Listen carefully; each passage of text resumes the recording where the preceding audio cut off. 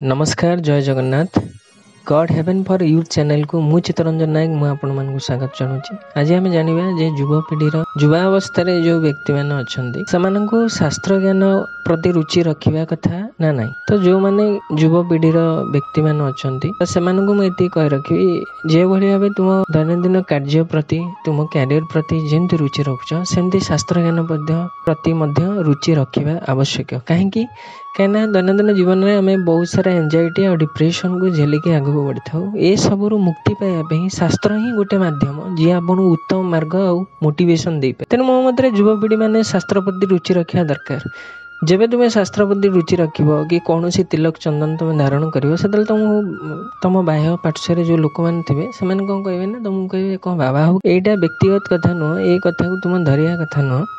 तुम्हें बाबा हाँ सब पढ़ुना कि तिलक चिता नाओना तुम्हें मानसिक शांति चिता चंदन धारण कर तुम ज्ञान को उदय करने तुम्हें आगू बढ़ापी शास्त्र पुराण ये सब गोटे ना मध्यम आ परम पिता को लाभ करने तेणु दैनंदिन जीवन में तुम्हें शास्त्र प्रति रुचि रखा दरकार। कई कहते जे वार्धक्य अवस्था हेले तुम्हें पुराण पोथी पढ़ यहाँ भूल कथा। वार्धक्य अवस्था आम विभिन्न प्रकार डिप्रेशन को झेलिकी आगू बढ़ु था। निज शरीर कौन रोग होगला कि परिवार कौन सिचुएशन थी तो से सबू को तुम्हें नहीं कि आगू बढ़ुव वार्धक्य अवस्था।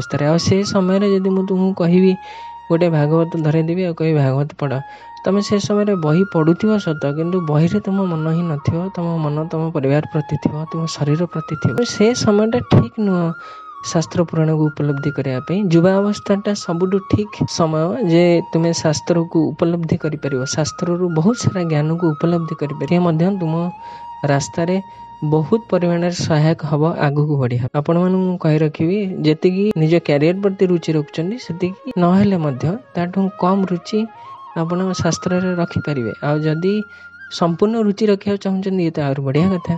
तेणु शास्त्र निहाती पढ़िया दरकार और शास्त्र ज्ञान निहाती उपलब्धि करने दरकार ताकि तुमको आउ कहार मोटिवेशन ही दरकार पड़ोनी तुम निजे मोटिवेट पर्सन हो।